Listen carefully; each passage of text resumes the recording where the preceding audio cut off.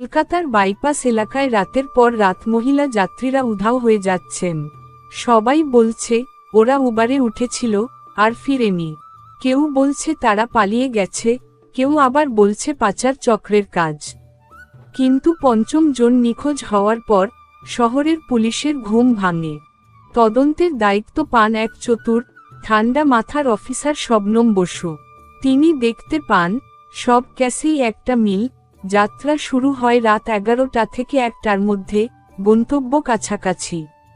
কিন্তু ফোন বন্ধ হয়ে যায় গাড়ি চলার 10-15 মিনিটের মধ্যেই।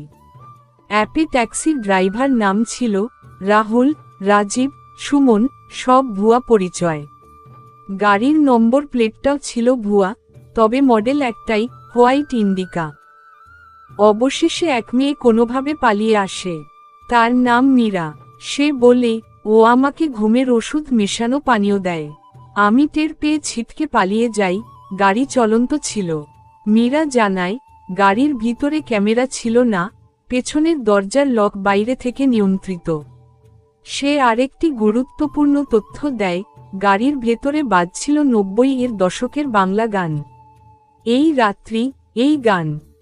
এক হোটেল সিসিটিভিতে সেই সাদা ইন্ডিকার আংশিক নম্বর দেখা যায়, WB06-4 তারা চিহ্ন। সেই নম্বর দিয়ে খোঁজ চলে। অবশেষে ধরা পড়ে একজন, সুজন সাহা, বয়স 42, পেশায় ড্রাইভার, দিনে অ্যাম্বুলেন্স চালায়। রাত হলেই সে ওই ভুয়া নম্বর প্লেট লাগিয়ে ট্যাক্সি চালায়।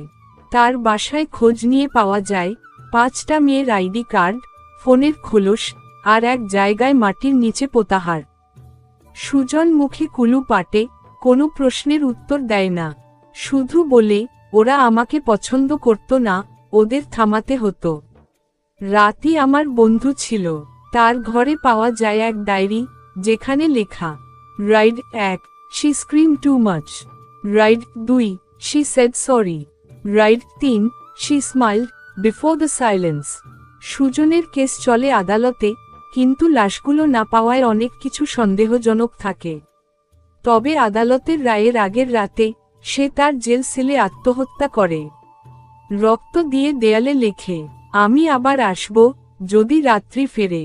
শেষ দৃশ্যে দেখা যায় আবার একটা সাদা ইন্ডিকা ধীরে ধীরে একটা গলির মধ্যে ঢুকছে। গাড়ির ভেতরে বাজছে সেই গান, এই রাত্রি, এই গান। ফেসবুকে ফলো করুন শেষ চিঠি crime stories. YouTube channel subscribe করুন শেষ চিঠি। বেল আরও ভয়ঙ্কর ও বাস্তব থ্রিলার পেতে বেল আইকন অন করে রাখুন।